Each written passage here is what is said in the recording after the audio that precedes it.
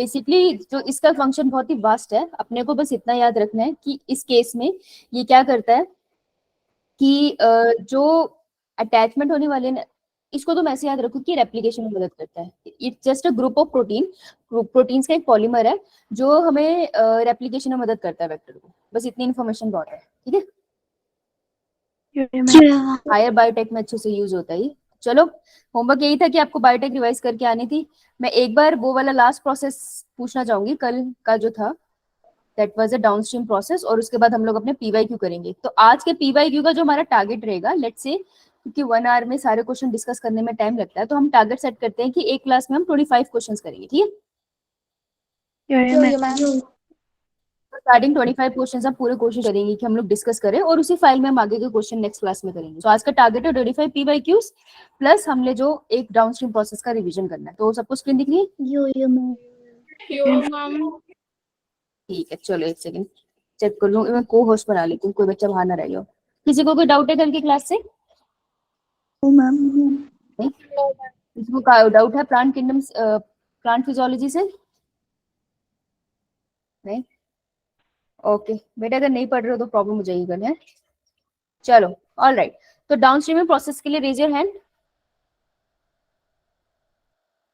जो मुझे समझा सकता है बायोरिएक्टर और downstreaming processes. Bioreactor and downstream process revise नहीं करके आए हो तो क्वेश्चंस कैसे लगाओगे? मेरी ना ये स्क्रीन बहुत लाइट है।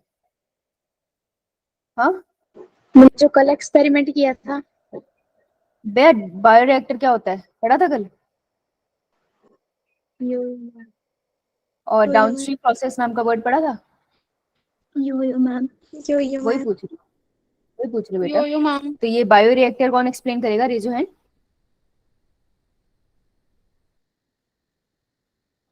कोई भी नहीं? पढ़ के नहीं आया मतलब? लगा लूं हिसाब? तो फिर पीवाई क्यू कराने का क्या फायदा अगर तुम थ्योरी पढ़ के नहीं आओगे? तो तुम्हें क्या लगता है ऐसे हो जाएगा?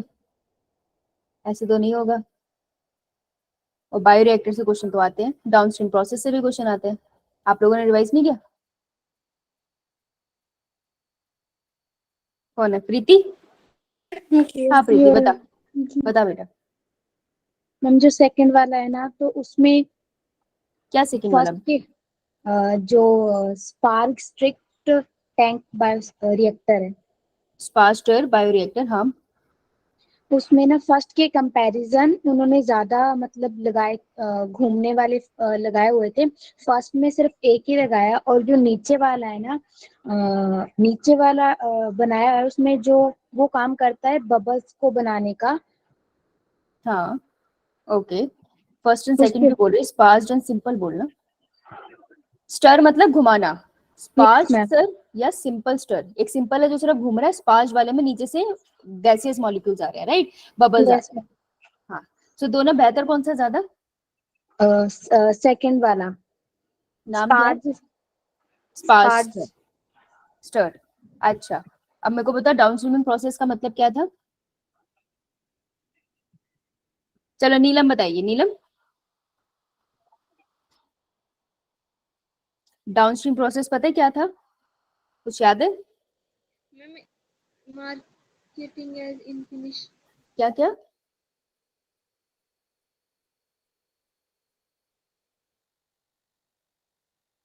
प्रिया सतवालिया। मैम जैसे मान लो हमारा इंसुलिन बन गया तो हाँ उसको हम जैसे इंसुलिन निकालना और बैक्टीरिया को फेंक देना, उसको बोलते हैं हाँ, तो डाउनस्ट्रीम प्रोसेस के स्टेप थे, 3 स्टेप क्या थे?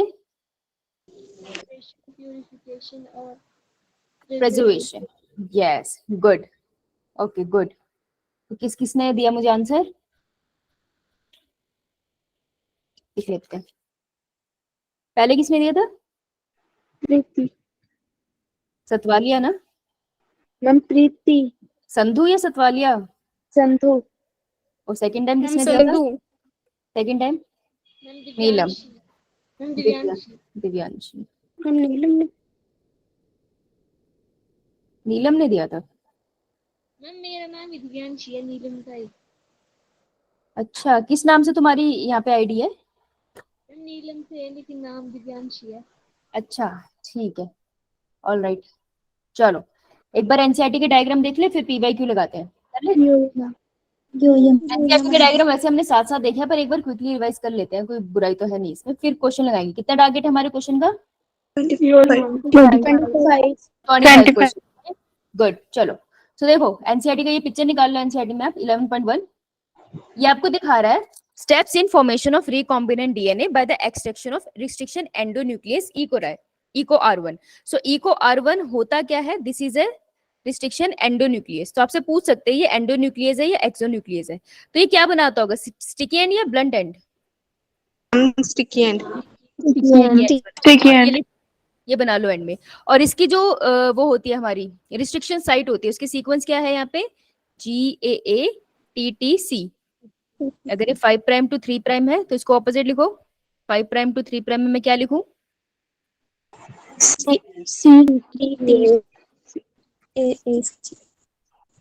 यस, कट पैलिंड्रोमिक सीक्वेंस होगी। ये कट कहाँ लगाता है? G और A के बीच में लगाता है, ठीक है। G और A के बीच में कट लगाता है, तो ये एरो से रिप्रेजेंट करेंगे। अब देखो इस पिक्चर को, सबको दिख रही है ना स्क्रीन पे? सो देखो the enzyme cut both DNA strand at the same site. तो दोनों डीएनए स्ट्रैंड को उसने काटा है, ठीक है। ये एक स्ट्रैंड है 5 प्राइम टू 3 प्राइम, ये दूसरा है 5 प्राइम टू 3 प्राइम। तो पहली बात तो उसने दोनों एंड को काटा है, यहाँ से नीट का क्वेश्चन आया था, ठीक है। और एक सेम साइड पे काटा है, कहाँ? ग्वानिन और एडेनिन के बीच में। तो यहाँ पे भी ग्वानिन और एडेनिन के बीच में काटा है, दिख रहा है आपको? मैम। अब सेम चीज देखना, Eco R1 cut the DNA between bases of GNA only when the sequence GAATTC is present on the DNA। तो this is a restriction site। अभी थोड़ी देर के लिए माइक बंद रखना है, ठीक है। ये है रिस्ट्रिक्शन साइट। और दूसरा क्वेश्चन है काटता कहाँ है? G और A के बीच में, ये क्वेश्चन है। ये सारे आपको पीवाईक्यू में मिल जाएंगे, अभी हम लगाएंगे ना, यू विल सी इससे क्वेश्चन आया। तो आपने इसको काट दिया फॉरेन डीएनए को और वेक्टर डीएनए को। ये वेक्टर काटे फॉरेन डीएनए। फॉरेन डीएनए का मतलब है जीन ऑफ इंटरेस्ट, ठीक है। जीन ऑफ इंटरेस्ट की बात बोल रहे हैं। हाँ प्रिया बोलो।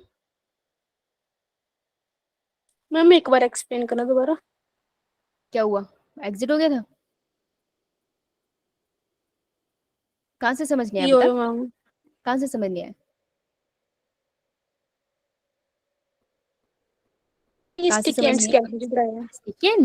ठीक है, देखो ये मेरा वेक्टर है और ये मेरा फॉरेन डीएनए जिसको जीन ऑफ इंटरेस्ट बोल रही हूँ, ठीक है। तो मैं कह रही हूँ कि जो मेरा वेक्टर है उसमें मैं इको R1 डाल रही हूँ। अब इको R1 एंजाइम क्या करता है? ये एंडोन्यूक्लियस है, तो ये बीच में से कट लगाएगा, लेकिन ये कट लगाता है सिर्फ ग्वानिन और एडेनिन के बीच में। तो ये एरो वही रिप्रेजेंट कर रहा है, ठीक है जी। सिमिलरली सेम ही कैंची से हम लोग काटेंगे ना अपने जीन ऑफ इंटरेस्ट को भी, तो उसने भी ग्वानिन और एडेनिन के बीच में लगाया। तो एरो ना यहाँ पे थोड़ा गलत लिखा है, यहाँ पे आएगा एरो, अपनी बुक में ठीक कर लो, ठीक है। ये गलत लिखा है, यहाँ कर लिया ठीक। नीचे वाले में ना इसने एडेनिन एडेनिन के बीच में लगा दिया है, लेकिन यहाँ पे ग्वानिन और एडेनिन के बीच में आना है, ठीक है। दोनों तरफ कट लगा लिया तो स्टिकी एंड बन गए। जब स्टिकी एंड्स बन गए तो स्टिकी एंड एक दूसरे से जुड़ जाएंगे, और एक दूसरे से जुड़ने के लिए हम क्या करेंगे? DNA fragment join at the sticky ends. तो इन स्टिकी एंड्स को जब हम पास में रखेंगे ये एक दूसरे के पास आके जुड़ जाएंगे, राइट।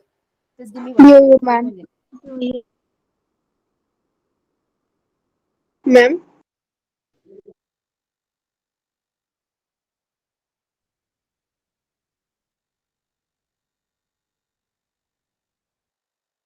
हेलो, आवाज आ रही है? हाँ हाँ मनीषा बोलो बेटा। मैम जो ये स्टिकी एंड्स है इनकी शेप से अलग अलग क्यों बनाई है? इसके क्या अलग अलग क्यों बनाई है? मैम शेप से, जैसे टी की और ए की जो अलग अलग बनाई है, जो स्टिकी एंड्स है ब्लैक में, एंड जो दूसरी साइड है वो प्लेन ही बनाई है। ये कुछ वो बस दिखाने के लिए, ताकि आप विजुअली इसको थोड़ा डिफरेंशिएट कर पाओ, इसलिए विजुअल रिप्रेजेंटेशन है, अलग अलग कुछ नहीं है। ऐसे तो दिखते भी नहीं है रियलिटी में, तो बस दिखाने के लिए बनाए, ठीक है। तो फिर आप इनको साइड में रख दोगे और ये साथ में स्टिक कर जाएंगे। हाइड्रोजन बॉन्ड तो खुद बन जाते हैं, और यहाँ पर फॉस्फोडाइएस्टर बॉन्ड होते हैं, उसके लिए लाइगेज लगता है। तो ये पिक्चर थी जो आपको बता रही है वेक्टर से ये कैसे मूव करता है, वेक्टर और जीन ऑफ इंटरेस्ट कैसे ज्वाइन करेगा। तो इसमें जो मेन आपको याद रखना है इको R1 के बारे में, ठीक है। इसकी रिस्ट्रिक्शन साइट क्या होती है, ये कट कहाँ पर लगाता है, और दोनों डीएनए के स्ट्रैंड काटता है। क्लियर? ये वाली पिक्चर है 11.2, निकालो। निकाली? Yes ma'am. Diagrammatic representation of recombinant DNA technology. ये क्या दिखा रहा है? ये फॉरेन डीएनए मतलब जीन ऑफ इंटरेस्ट की बात कर रहा है, और ये मेरा वेक्टर डीएनए है जिसको प्लाज्मिड बोल रहे हैं। ये क्या कह रहा है, सेम रिस्ट्रिक्शन एंजाइम से हमने इन दोनों को काटा है, अभी पीछे ही तो काटा था, अभी आपको दिखा रहा है ये जुड़े कैसे है।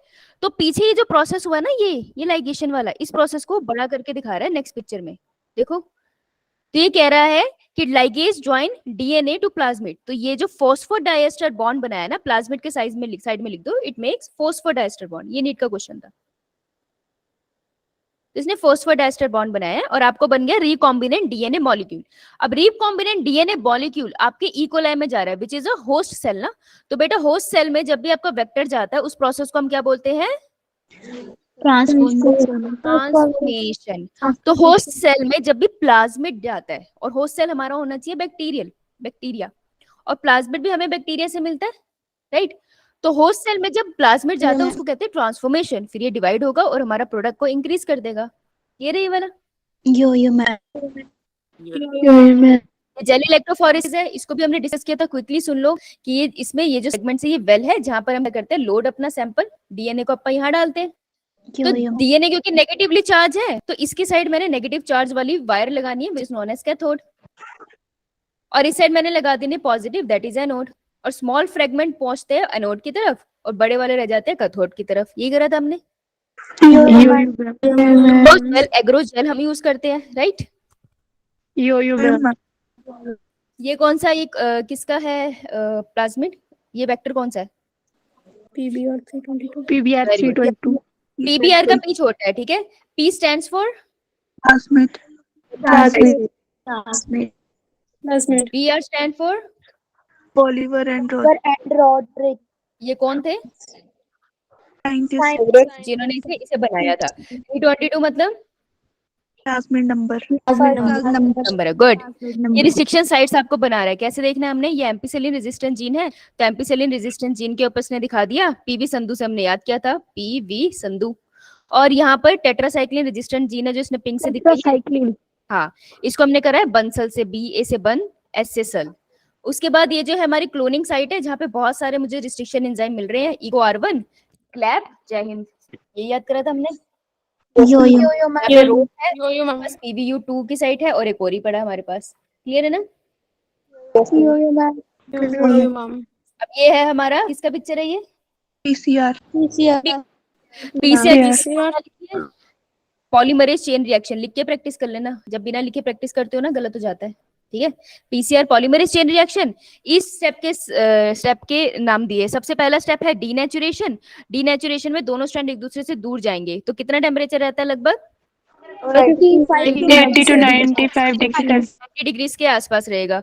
फिर सेकंड स्टेप है अनीलिंग, अनीलिंग में क्या होता है, प्राइमर आके लगता है एट कौन सा एंड, टेम्परेचर रहता है लगभग 30 डिग्री सेल्सियस, हाँ। उसके बाद लास्ट स्टेप है हमारा एक्सटेंशन, एक्सटेंशन में टैग पॉलीमरेज काम करता है जो हमें मिलता है थर्मस एक्वाटिकस से, और इस वाले स्टेप में टेम्परेचर लगभग कितना रहता है 70। तो एम्पलीफाइड, हमें बहुत सारे एम्पलीफाइड मॉलिक्यूल्स मिल जाते हैं, एम्पलीफिकेशन का तो स्टेप था ये, राइट, गुड। ये वाली पिक्चर अगर देखोगे आप तो आपको यहाँ पे प्रेसिपिटेट हुआ डीएनए दिख रहा है। प्रेसिपिटेट का मतलब ये होता है ना मेन मिक्सचर से कोई चीज अलग हो जाए, तो जो प्रेसिपिटेट हुआ है डीएनए ये ऊपर की तरफ तैर रहा है, तो मतलब इसमें क्या डला होगा, गुड, इसमें डला होगा चिल्ड इथेनॉल, वहां लिख लो पिक्चर के आगे तभी तो याद रहेगा, गुड। और नीचे से मैं डीएनए के सैंपल को स्टिक डाल के बाहर निकाल रही हूँ, this process is known as spooling, हाँ शाबाश। और ये मेरा क्या है, डीएनए का फ्रेगमेंट है, राइट। बस यही तो करना था, देखो अब तुम्हें आई है ना। चलो जी क्वेश्चन लगा दे, ठीक है। चलो तो कैसे करेंगे हम, सुनो मैं तुमको पहले स्क्रीन पे 25 क्वेश्चंस दिखा रही हूँ टाइम लिमिट के साथ, जैसे टाइम खत्म होगा मैं चेंज कर दूंगी शीट, ये क्लियर है। तुम्हारा टाइम नहीं मिलेगा क्योंकि तुम्हें पेपर में भी तो नहीं मिलेगा ना, तो हम अपनी टाइम प्रैक्टिस भी साथ करेंगे। तो पहले 25 क्वेश्चन कॉपी निकालो, कॉपी में ऐसे लिखो, आज में दिख नहीं रहा ना, कॉपी में नंबर लिखो 1 2 3 4 साथ साथ लिखना और अपनी कॉपी में सॉल्व करो। एंड में मैं तुम्हें 2 मिनट दूंगी चैट बॉक्स में लिखने के लिए, ठीक है। तो हम कॉपी में लिखेंगे ताकि हमें चैप्टर के सारे क्वेश्चन लगाने के बाद पता चले कि हमें कितना आता था, समझ आई। अब हम हवा हवा नहीं कर रहे हैं, अब हम प्रॉपर नीट की तैयारी कर रहे हैं। तो कॉपी निकाल ली सबने, पेन निकाल लिया? ठीक है, मैं क्लॉक स्टार्ट कर रही हूँ, अपने कॉपी में लिखना है सबने, ठीक है? सो एक सेकेंड, मैं हर क्वेश्चन के लिए 1 मिनट दूंगी बेटा, माइक बंद कर ले। सो क्वेश्चन नंबर स्टार्ट करो आप लोग। एक सेकेंड, मैं ये हटा देती हूँ इसकी वजह से ना, तो काफी लोगों को दिखता नहीं है। ओके, सो पहली स्क्रीन पे आपका क्वेश्चन है, क्वेश्चन नंबर 1 2 3, विजिबल है सबको? 8 9 10 11, इतने क्वेश्चन विजिबल है सबको? So your time starts now. Card निकाल लो, कार्ड देख ले, अगर हो तो निकाल लीजिए। ओके, क्वेश्चन नंबर ऐसे लिखना है 1 2 3 4 5 6, लिख के जगह छोड़ देना, सीक्वेंस में लिखना 1 2 3 4 5 6 7 8 9, समझ आई? क्लियर है ना? Start start start. 3 4 5 6 7, 7 मिनट से दूंगी मैं इसके लिए, सॉरी 6 मिनट्स दूंगी। क्विक क्विक, टाइमर चल रहा है मेरे पास। ओके, करो करो करो, कैमरा बंद कर रही हूँ मैं, तो मुझे देखते रहोगे।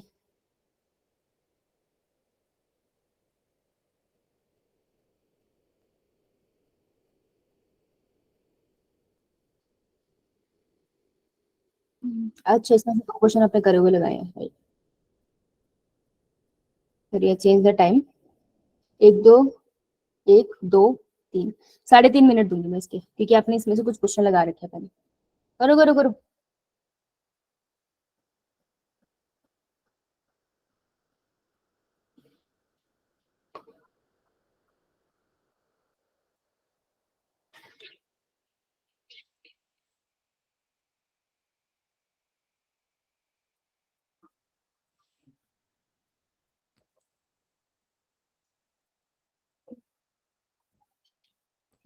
जल्दी, 1 minute is done, 2.5 minute is left. जिस बच्चे ने कॉपी में कर लिया है वो फटाफट से चैट बॉक्स में लिख दे, क्वेश्चन नंबर के साथ लिखना, ठीक है?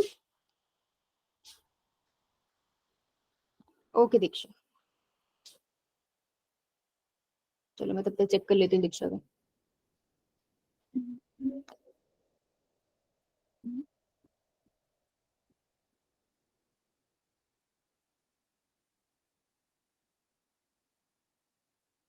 Okay okay Shani, that was good, speed है।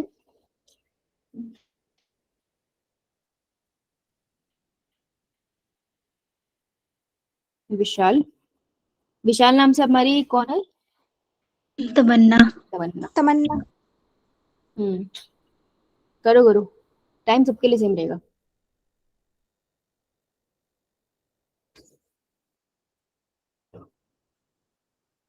Last 1 minute.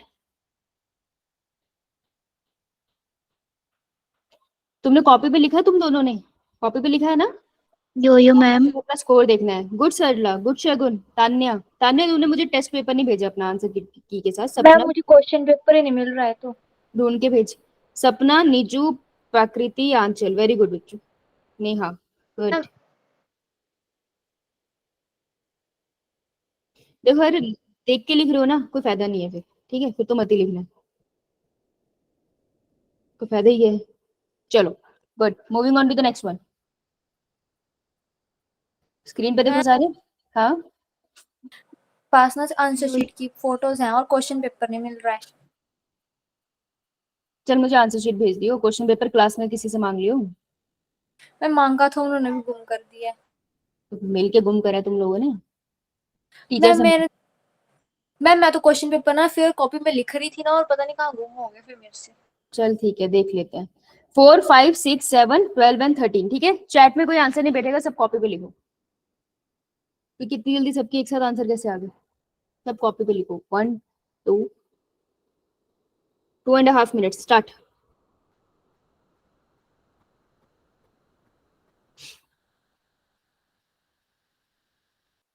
स्टार्ट हो गया।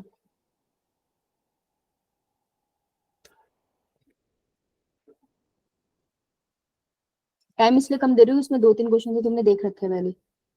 2.5 मिनट है, जल्दी करो।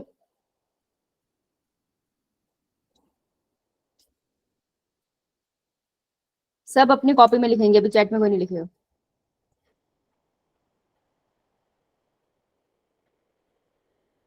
ट्वेंटी 25 क्वेश्चन है ना, पहले तुम करो फिर मैं समझाती हूँ। Come on, 37 seconds done. 1 minute होने वाला है।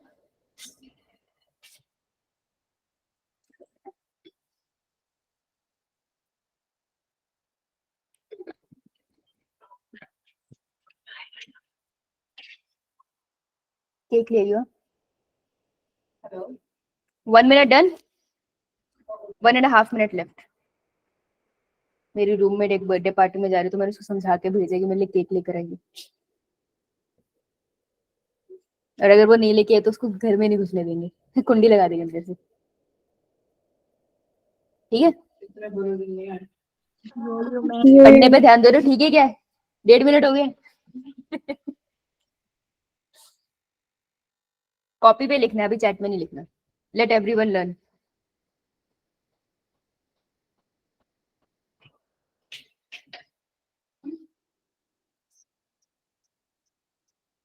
देखो, चीटिंग का सबसे बड़ा नुकसान है इंसान खुद डूबता है, और अपनी टीचर से चीटिंग करके कभी किसी को कुछ हासिल नहीं हुआ है। तो मेरे सामने इमेज बना के कुछ नहीं मिलेगा। मेरे को हार्ड वर्किंग बच्चे अच्छे लगते हैं, जिनको सब कुछ आता है, मेरे से पढ़ी गए रहे, मेरा तो कुछ काम ही नहीं है ना उसमें, पहले इंटेलिजेंट थे। मुझे हार्ड वर्किंग अच्छा लगता है, गलती करो लेकिन खुद से करो। So 2 minute is just about to end. 2.5 minute का था, राइट? Last 30 seconds. चलो सोचो, थिंक अगेन। मैम सेंड भी करने हैं? नहीं, सेंड नहीं करने अभी, लास्ट में दूंगी तुम्हें 2 मिनट लिखने के लिए। दोबारा पढ़ लो, कभी कभार भलेखा लग जाता है। ध्यान से देख लो कुछ क्वेश्चन, स्पेशली जो लेंथी क्वेश्चन है। Last 15 seconds, last 10 seconds.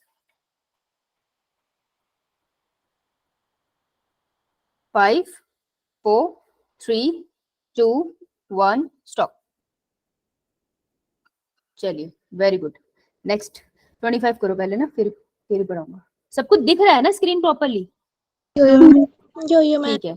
Do question number 14 15 16 20 21 22 23। करो ये फटाफट, सीक्वेंस में लिखना है, लेकिन 16 के बाद 17 18 19 20 ही लिखना, बस उस नंबर को छोड़ देना। ठीक है, आपको मिलेंगे 1 2, यू विल हैव 2.5 मिनट्स। चलो भागो, लंबे नहीं है क्वेश्चन, हो जाएंगे। ध्यान से पढ़ना क्या लिखा है, बहुत ध्यान से। मैं इसको पास कर देती हूँ, और पास हो सकता है। ओके, ध्यान से पढ़ेंगे सारे। 2.5 मिनट, चलो शाबाश।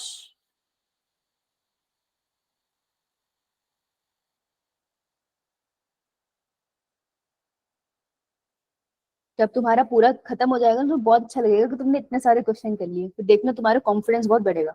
आधे से ज्यादा बच्चों को सिर्फ कॉन्फिडेंस की कमी है। 30 मिनट्स आर डन। और नीट स्कूल के साथ निकल जाएगा, ड्रॉप करने की जरूरत नहीं है यार, ड्रॉप करने के बहुत नुकसान है। तुम उसके बिना ही कर सकते हो अगर हर रोज मेहनत करोगे तो। और हम कर तो रहे ना क्लास में साथ में।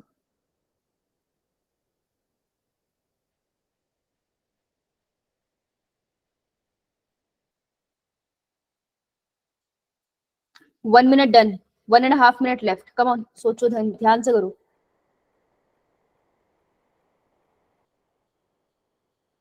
अगर बहुत सारे क्वेश्चन हो, तुम्हारे पास टाइम कम हो, तो लुक फॉर द छोटा वाला क्वेश्चन, उसको पहले निपटा लो, अगर टाइम का इशू हो तो, सिर्फ तब।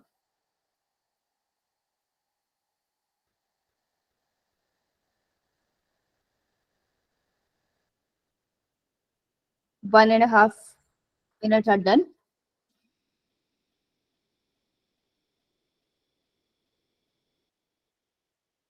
लास्ट 1 मिनट रहते हैं, कम ऑन। मैम अभी सेंड नहीं करना है ना? नहीं, कॉपी पे लिखना है। 2 मिनट दूंगी पूरे तो सेंड करने के लिए, डोंट वरी। मेरे को पता तो चले ना कौन कोशिश कर रहा है। देखो, जो चीटिंग करके करता है वो दिख जाता है। सो फिर अगर उस बच्चे को कल को की स्पेशल क्लास चाहिए तो मैं उसके लिए लगा भी सकती हूँ। जो मेहनत नहीं कर रहा मैं उसके लिए अलग से मेहनत ही करूंगी। सोचने की बात है ना, ये तो अनफेयर है जो बेचारे रोज मेहनत कर रहे हैं, तो कुछ चीटिंग करके कर रहे हैं या नहीं कर रहे हैं। चलो last 30 seconds. So I keep noticing कौन मेहनत कर रहा है, ताकि एंड में उसको जितनी हेल्प चाहिए वो मिले, या एक्स्ट्रा बैच लगाना पड़ जाए उसके लिए। Last 15 seconds.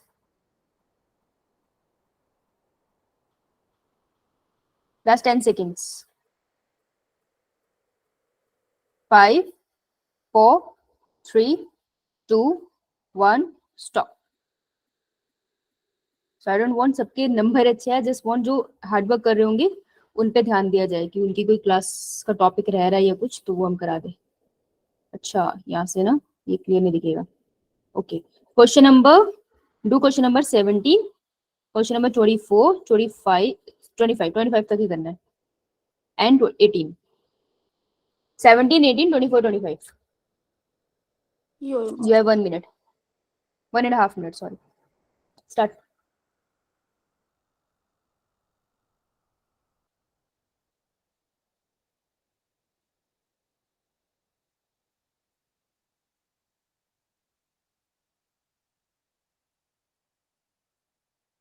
Twenty seconds done.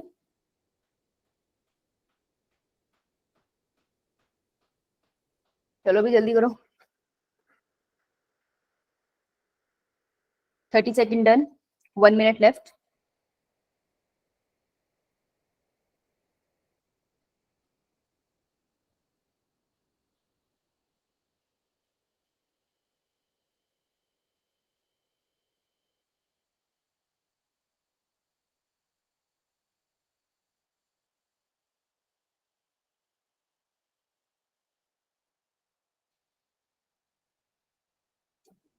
Last 30 seconds left.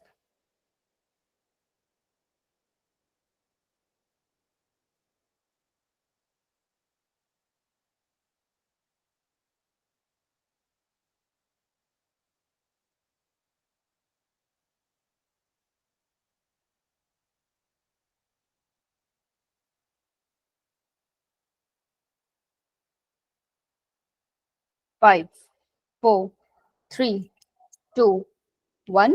Stop. कौन सा क्वेश्चन रह गया? 19. Do question number 19. Just 19 रहता है. You have 30 seconds.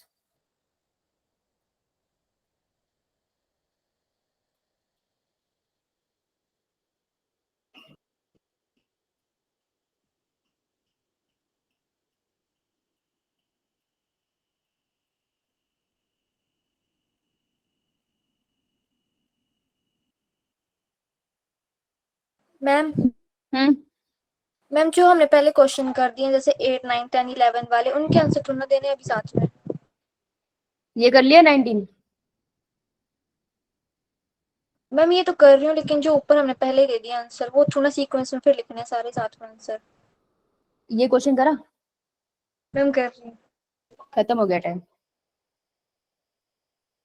मैं डाउट पूछने के लिए थोड़ी बोला था. लगा था क्वेश्चन करना पहले. That's it.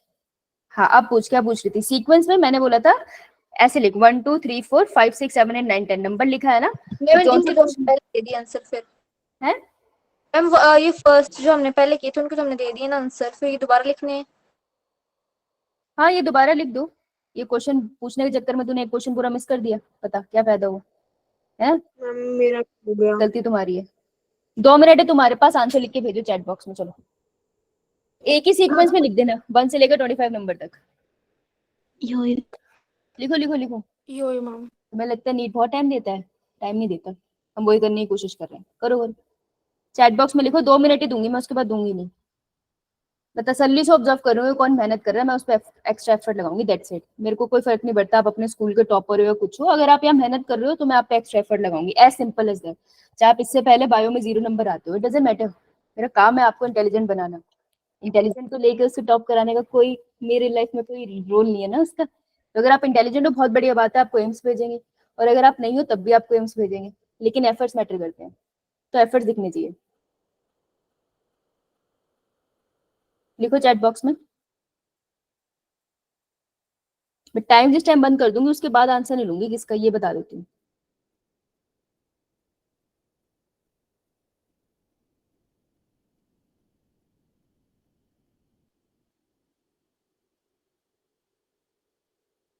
Last 20 seconds. Ma'am 20 seconds. Last 10 seconds. जब लास्ट 10 सेकंड्स बचे जो जितना लिखा उसको पहले भेज दो। इट्स लाइक आप अपनी शीट भर रहे हो, OMR शीट।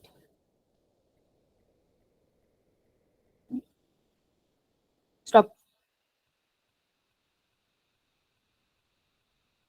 आपको पता है कितने सारे बच्चों का OMR शीट भर नहीं पाती, वो पेपर सॉल्व करते हैं पर OMR पे भर नहीं पाते, वो काउंट नहीं होता आंसर में। बहुत बच्चों के साथ होता है ये। So this is a OMR practice. देखते हैं कौन कर पाया है।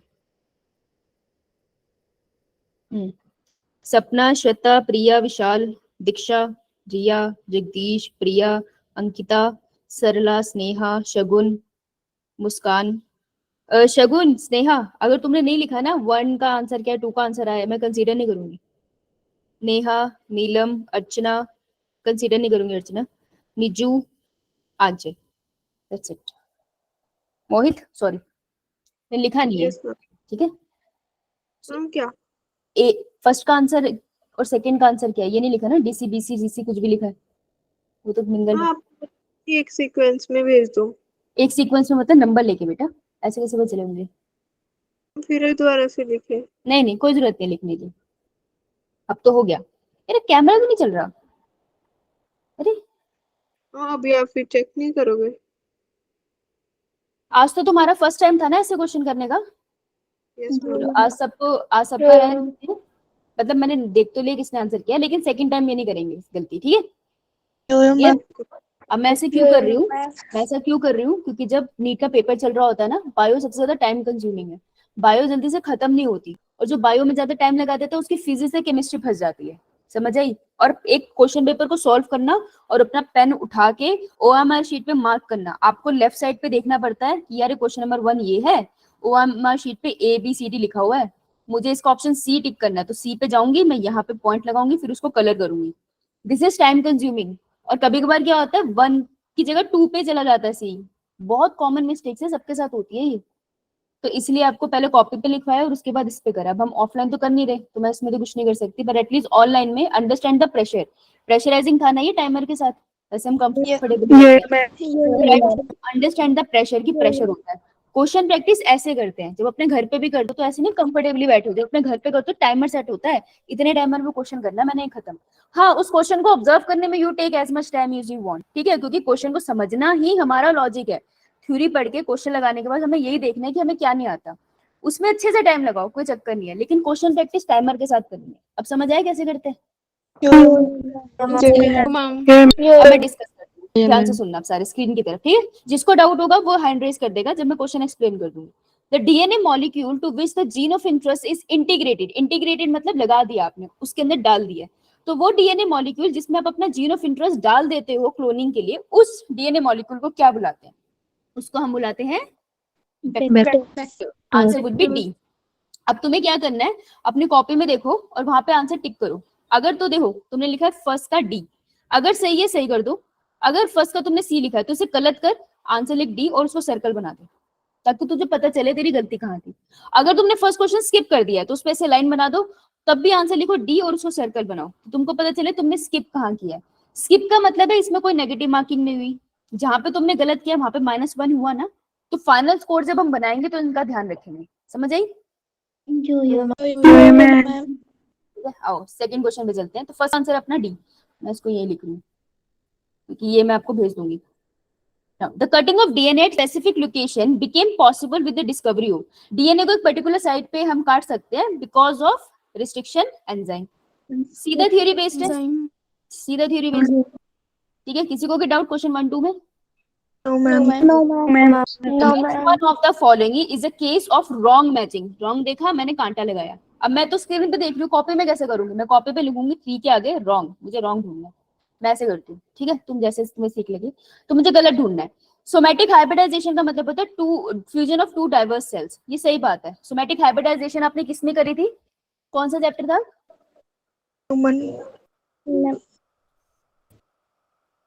सोमैटिक हाइब्रिडाइजेशन किस चैप्टर में करी है?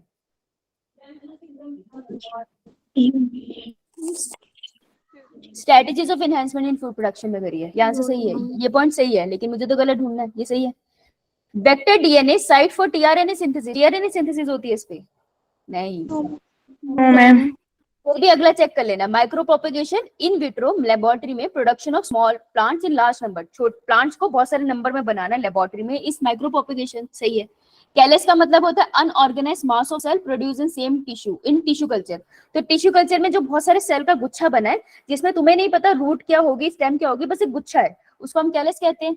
ये बात भी सही है। सो आंसर वुड बी, मुझे क्या ढूंढना था? Incorrect. Answer would be B. किसी को कोई डाउट इसमें?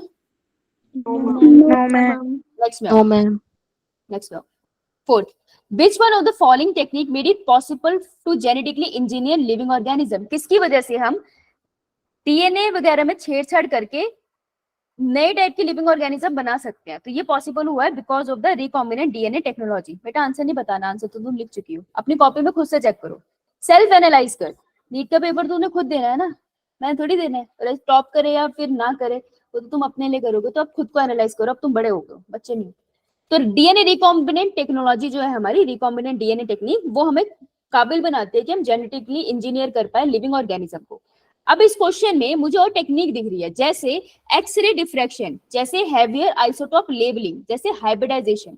तो ये 3 पॉइंट अपनी कॉपी में लिखो। जब तुम इसे रख रहे हो ना जहां पे तुमने अपने क्वेश्चन सॉल्व करे हैं, तो अपनी नोट्स वाली कॉपी खोलो और वहां पे इन तीनों को लिखो कि मुझे इनके बारे में डेफिनेशन लिखनी है। ठीक है, लिखो ये तीनों वर्ड्स, लिखो लिखो, लिखे तो थम्स अप करो।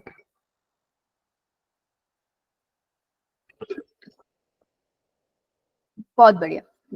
विच of the following are used in gene cloning? तो जीन की क्लोनिंग में हम किसको यूज करते हैं? प्लाज्मिड्स को। Plasmids are used as a vector, vector की तरह यूज होते हैं वो। लेकिन अब इस क्वेश्चन में आंसर तो डी है, लेकिन टर्म्स बहुत इंटरेस्टिंग है। न्यूक्लियोइड किसको कहते हैं? मैम जो बैक्टीरिया बैक्टीरिया के अंदर न्यूक्लियस। एक बच्चा हाथ खड़ा करो। हाँ बेटा बता मोहित। मैम जो वेक्टर्स के अंदर जो न्यूक्लियस नहीं होता है तो उनके अंदर एक न्यूक्लियस जैसा न्यूक्लियोइड होता है, पर वो न्यूक्लियस जैसा नहीं होता। तो फिर वो होता क्या है?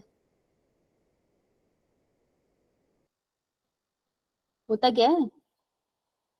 मैम सर हाँ अरे बताना होता क्या है। आंसर तो सही बोल रही है लेकिन एक्सप्लेन नहीं कर पाई। मैम बल्कि उसके साइड में न्यूक्लियर मेम्ब्रेन नहीं होती, उसका मटेरियल ऐसे ही होता है। हाँ, it is a region in prokaryotic cell. सबसे पहले तो प्रोक्रियोटिक सेल में मिलता है, that is bacteria. Prokaryotic cell में ऐसा region where genetic material is present, उसको कहते हैं न्यूक्लियोइड। तो हम इसको जब स्टेन करते हैं ना, ये रीजन ही अलग से दिखता है, तो इसलिए इसको हम न्यूक्लियोइड कहते हैं। इसके पास न्यूक्लियर मेम्ब्रेन नहीं होती, ये इसका फीचर है, एब्सेंस लिख देती हूँ, एब्सेंस ऑफ न्यूक्लियर मेम्ब्रेन। ठीक है जी, गुड। ठीक है, तो ये रीजन है उसका। मीजोजोम क्या होता है? ये आप सेल वाले चैप्टर में पढ़ते हो, क्या होता है ये? बैक्टीरिया की सेल वॉल पे प्रेजेंट होता है। बैक्टीरिया की सेल वॉल पे प्रेजेंट होता है, क्या करता है ये? ये उसे डिवाइड करने में हेल्प करता है। It is an extension of plasma membrane of bacteria. Bacteria की प्लाज्मा मेम्ब्रेन से अंदर की तरफ एक्सटेंशन हो जाती है। कैसी दिखती है ये? अगर तुमको याद हो तो ये बैक्टीरिया है ना, तो इसकी प्लाज्मा मेम्ब्रेन अंदर जाके कैसे लेमिलाए बना देती है, छोटे छोटे। तो ये हाँ फोल्डिंग होती है प्लाज्मा मेम्ब्रेन की अंदर की तरफ। ये करती क्या है? ये बहुत सारे काम करती है, रेप्लिकेशन में मदद करती है, रेस्पिरेशन में मदद करती है, बहुत सारे प्रोसेस करती है। तो कौन से चैप्टर का पार्ट है ये? Ma'am cell cell 11th grade 11th grade. वहां पे इसको अंडरलाइन कर लेना। लोमाजोम्स क्या होते हैं?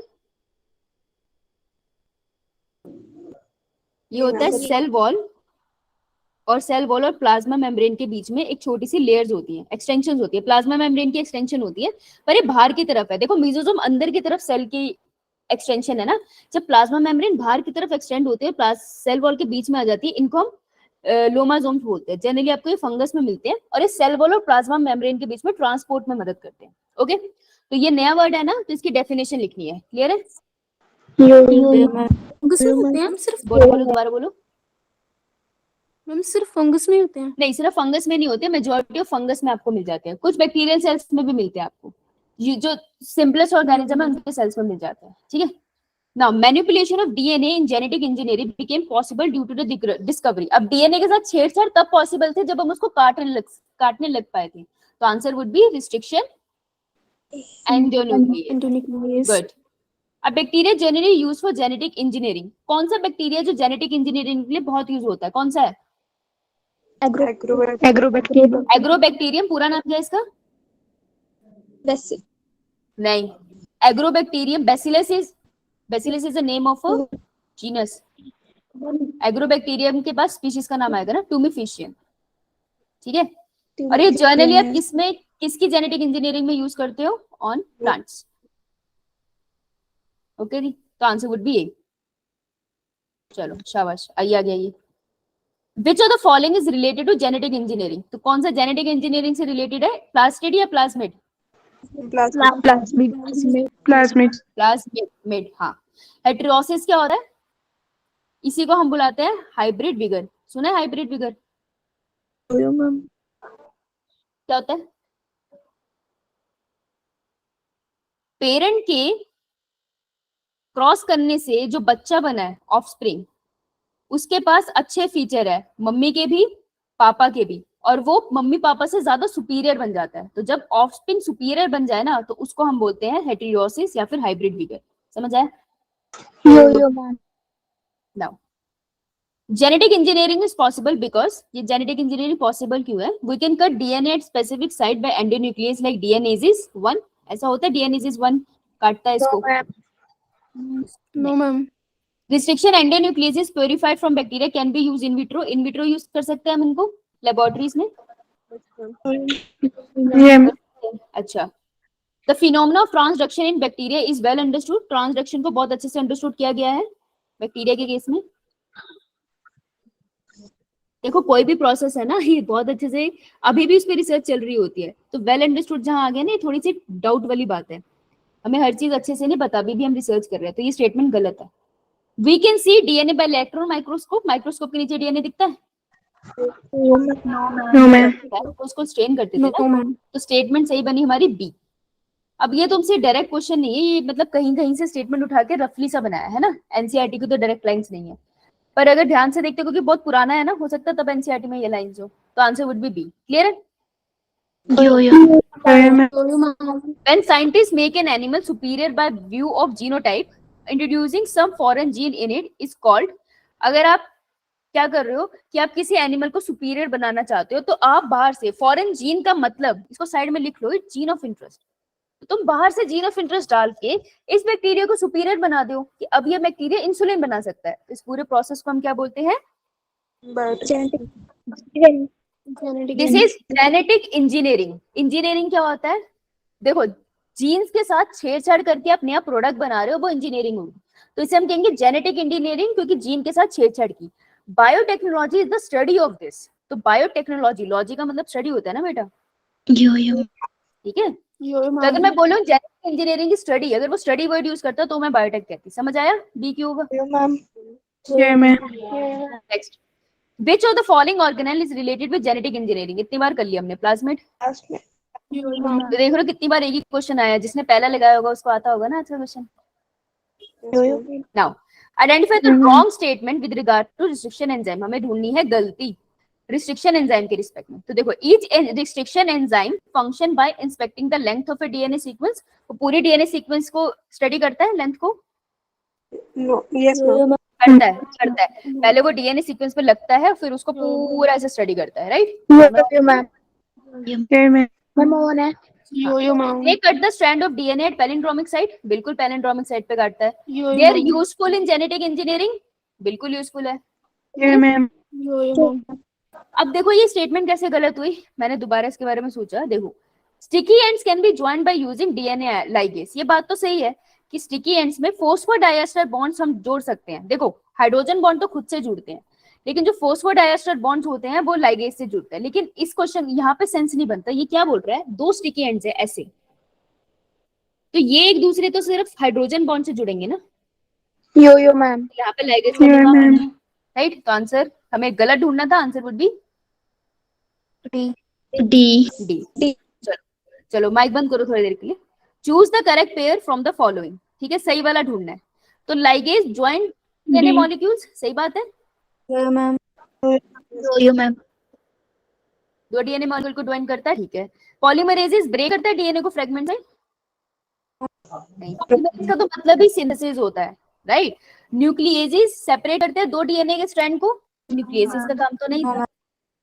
एक्सोन्यूक्लियसेस may cut at specific position within the DNA, within the DNA मतलब अंदर डीएनए के अंदर डालते हैं एक्सोन्यूक्लियस। नो मैम नीचे इसलिए आंसर समझ आया, जो ये जो नहीं है ना वो विदन लिखा है, अगर वो होता ना एंड ऑफ डीएनए तो एक्सोन्यूक्लियस सही था, लेकिन इसने विदन बोला है, मतलब ये इनसाइड बोल रहा है। क्लियर? अच्छा, किसी ने बोला था बीच में। अब मुझे बताओ क्वेश्चन नंबर 1 से 13 तक किसी को कोई डाउट किसी क्वेश्चन में, रिपीट करूं? नो मैम नहीं है तो थम्स अप कर दो तो मैं आगे चलूं। मैम एक्सोन्यूक्लियस तो एंड में डालते हैं। एक्सोन्यूक्लियस जो डीएनए होता है ना उसके कॉर्नर पे कट लगाता है, यहाँ पे ब्लंट एंड्स बनाता है, और एंडोन्यूक्लियस होता है वो डीएनए के बीच में कट लगाएगा कहीं। मैम अगर एंडोन्यूक्लियस होता तो ये राइट होता ऑप्शन ना। बिल्कुल बिल्कुल बेटा बिल्कुल। चलो गुड, चलिए specific palindromic sequence which is recognised by EcoRI. Eco R1 diagram में देखी थी ना palindromic sequence, that was GAATTC। आपको 5 प्राइम टू 3A प्राइम भी देखनी हो और फिर इसकी रिवर्स भी देखना है, सेम होना चाहिए ये। So answer would B 1। ये सीधा एनसीईआरटी से था, डायग्राम के बेस पे क्वेश्चन था, है ना। मैंने कहा था ना डायग्राम से क्वेश्चन आया, उस पे आए हैं। नाउ देखो the sequence that control the copy number of the link DNA in A vector. तो वेक्टर में कॉपी नंबर कि ये कितनी बार डिवाइड होगा जीन ऑफ इंटरेस्ट, ये सिर्फ एक ही जगह डिसाइड करती है, दैट इज थ्योरेटिकल है, मैंने डायग्राम के साथ समझाया था। In gel electrophoresis the separated DNA fragment can be visualised with the help of. अब जेल के ऊपर डीएनए के फ्रेगमेंट आ गए, मुझे ऐसे दिखेंगे नहीं, तो मैं क्या करूंगी उसके ऊपर डाई लगाती हूँ, दैट इज इथेरियम ब्रोमाइड, और मैं उसको ट्रीट करती हूँ कौन सी लाइट से, इथेरियम ब्रोमाइड। तो इसमें भी था लेकिन इसमें लाइट इंफ्रारेड थी ना, तो answer would be B. Good, right. अब बोलोगे ये जो डाई है acetocarmine, and acetocarmine basically use होगी ब्राइट ब्लू कलर के लिए, तो एसिटोकार्माइन भी यूज होती है जेल इलेक्ट्रोफोरेसिस में, लेकिन ऑटो रेडियोग्राफी में होती है। वो टेक्निक नहीं करी तो मैं डिटेल में नहीं जा रही, ठीक है। आगे following statements describe the characteristics of enzyme restriction endonuclease. ये सारी स्टेटमेंट ध्यान से सुनो, ये सारी स्टेटमेंट आपको डिस्क्राइब करती है क्या क्या फीचर है एक रिस्ट्रिक्शन एंडोन्यूक्लियस के, एंडो बोल रहा है वो। आइडेंटिफाई द इनकरेक्ट स्टेटमेंट, गलत ढूंढनी है आपको, ठीक है। फर्स्ट, सब माइक बंद करना। The enzyme recognises a specific palindromic nucleotide sequence in the DNA. Endonuclease DNA के अंदर स्पेसिफिक सीक्वेंस को रिकॉग्नाइज करता है, सही या गलत? सही सही है। गुड, माइक बंद। The enzyme cut DNA molecule at identified position within the DNA। जो पोजीशन आइडेंटिफाई किया अंदर वहीं कट लगाता है, सही या गलत? सही माइक बंद। The enzyme bind DNA at specific sites and cut only one of the two strand। तो वो दोनों स्ट्रैंड में सिर्फ एक ही स्ट्रैंड को काटता है, सही या गलत? गलत, क्योंकि हमने डायग्राम में करा था ना कि वो दोनों स्ट्रैंड को काटता है, याद है? इको लास्ट। The enzyme cut the sugar phosphate backbone at specific site on each strand. दोनों स्ट्रैंड पे शुगर फॉस्फेट बैकबोन काटता है। देखो जब भी न्यूक्लियस आता है ना एंडोन्यूक्लियस, वो क्या काटता है, वो ये जो लाइन आप बनाते हो, this is a backbone, hydrogen bond को नहीं काटता, वो खुद ही टूट जाते हैं। तो this is a correct statement. So answer हमें गलत ढूंढना था, आंसर वुड बी तो डी वाली स्टेटमेंट है ना, इसे लिखो अपनी उस डायग्राम के आगे लिखो, हमने ये ऐसे कहीं पढ़ी नहीं है, इसे लिखो, बहुत इंपॉर्टेंट स्टेटमेंट है, लिखो लिखो।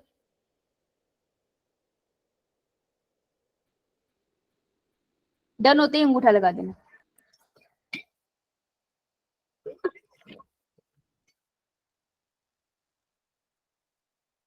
चलो आओ। A selectable marker is used. Selectable marker हम क्यों यूज करते हैं, वो एंटीबायोटिक रेजिस्टेंट जीन वाला। पहला, help in eliminating the non transformant. Non transformant वो है जिनको प्लाज्मिड मिला ही नहीं, so that the transformant can be regenerated. तो ये हमें मदद करते हैं ट्रांसफॉर्मेंट को नॉन ट्रांसफॉर्मेंट में अलग करने के लिए, सही बात है? Yes ma'am. Yes. Identify the gene for a desired trait in an alien organism. Gene ढूंढ लेता है डिजायर्ड ट्रेट का, मतलब अगर मेरे पास एक ऑर्गेनिज्म है जिसको मैं नहीं जानती, उसके अंदर मेरा जीन ऑफ इंटरेस्ट है, ठीक है, इसको ढूंढने में मदद करता है, ऐसा होता है? No ma'am. नहीं यार, हम एक्सपेरिमेंट लगाते हैं तब मिलता है, ये नहीं हुआ। Select a suitable vector for transformation, में वेक्टर ढूंढने में मदद करता है कि कौन सा सिलेक्ट करना है मुझे।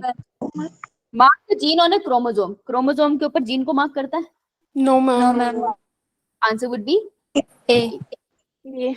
19। गिवन बिलो आर 4 स्टेटमेंट जो बता रही है आपको separation of DNA segment on gel electrophoresis. तो 4 स्टेटमेंट ये बता रही है, आपको गलत वाली ढूंढनी है, ठीक है। So DNA is negatively charged, इतनी लाइन तो ठीक है। Molecule and so it is loaded on gel towards the anode terminal, तो नेगेटिवली चार्ज है तो हम उसको एनोड पे डालते हैं, सही है गलत? No, ma'am. हम उसको कैथोड पे डालते हैं। गलत है। Good. DNA fragment travel along the sub, बेटा माइक बंद मुस्कान। DNA fragment travel along the surface of the gel whose concentration does not affect the movement of DNA। ये कह रहे हैं कि डीएनए के फ्रेगमेंट जेल पर चलते हैं और जेल की कितनी कॉन्सेंट्रेशन है इससे कोई फर्क नहीं पड़ता, फ्रेगमेंट अपने आप आराम से चले जाएंगे। ये सही होगा या गलत? गलत। अगर तुम तैर रहे हो, तुम बताओ क्या इस बात से फर्क नहीं पड़ेगा कि पानी में लहरें हैं या नहीं है? स्पीड पे फर्क पड़ेगा। क्या इस बात से फर्क नहीं पड़ेगा कि पानी साफ है या पानी गंदा है? विस्कोसिटी से फर्क पड़ेगा ना, तो बिल्कुल फर्क पड़ेगा। अगर जेल से नहीं बनी है या फिर थिक है तो फ्रेगमेंट ट्रेवल नहीं कर पाएंगे, ये भी गलत। Smaller the size of DNA fragment, जितना साइज छोटा, लार्जर इज द डिस्टेंस, वो उतना ही दूर जा सकता है, ये बात सही। Pure DNA can be visualise directly by exposing UV radiations. Pure DNA को आप विजुअलाइज कर पाते हैं? नहीं कर पाते बेटा, उसके ऊपर आपको वो डालना पड़ेगा ना, इथिडियम ब्रोमाइड, सीधा यूवी रेडिएशन डाल। तो मुझे ढूंढना था गलत स्टेटमेंट है 1, 2 एंड 4, साइड में लिख ले दो, ठीक है। तो मेरा होगा 1, 2, 4, आंसर वुड बी डी। चलो लेट्स सी 5 मिनट में कितने होते हैं, उल्टा चलते हैं। A foreign DNA and plasmid cut by a same restriction endonuclease. Foreign DNA का मतलब जीन ऑफ इंटरेस्ट और प्लाज्मिड को सेम रिस्ट्रिक्शन एंडोन्यूक्लियस से काटा, मैंने एंडोन्यूक्लियस लिखा है, and join to form recombinant plasmid, और साथ में उसको जॉइन भी कर दिया। विद द हेल्प ऑफ, ये जॉइन करने में किसने मदद करी होगी, कौन सी ग्लू होगी? Yes, answer would be D, क्योंकि फॉस्फोडाइस्टर बॉन्ड बने। What is the criteria for DNA fragment movement on gel electrophoresis during gel electrophoresis? Agarose gel पे जो DNA fragment मूव करते हैं उसके बारे में पूछ रहा है। What is the criterion for DNA fragment movement on agarose gel during gel electrophoresis? ठीक है, उससे रिलेटेड स्टेटमेंट पूछ रहा है आपसे, सही। The smaller the fragment size, the farther it moves। सही बात है, ये जितना छोटा उतना दूर जाएगा। Positively charge fragment move to farther end, ऐसा होता है जो पॉजिटिवली चार्ज है वो दूर तक जाते हैं। डीएनए में तो पॉजिटिवली चार्ज फ्रेगमेंट ही नहीं होते, वो तो नेगेटिव होते हैं, है ना। Negatively charge fragment do not move, नहीं मूव करते नेगेटिव वाले, सारे नेगेटिव सभी मूव कर रहे हैं। तो larger the fragment size farther it move, जो ज्यादा बड़ा फ्रेगमेंट है वो दूर तक जाएगा।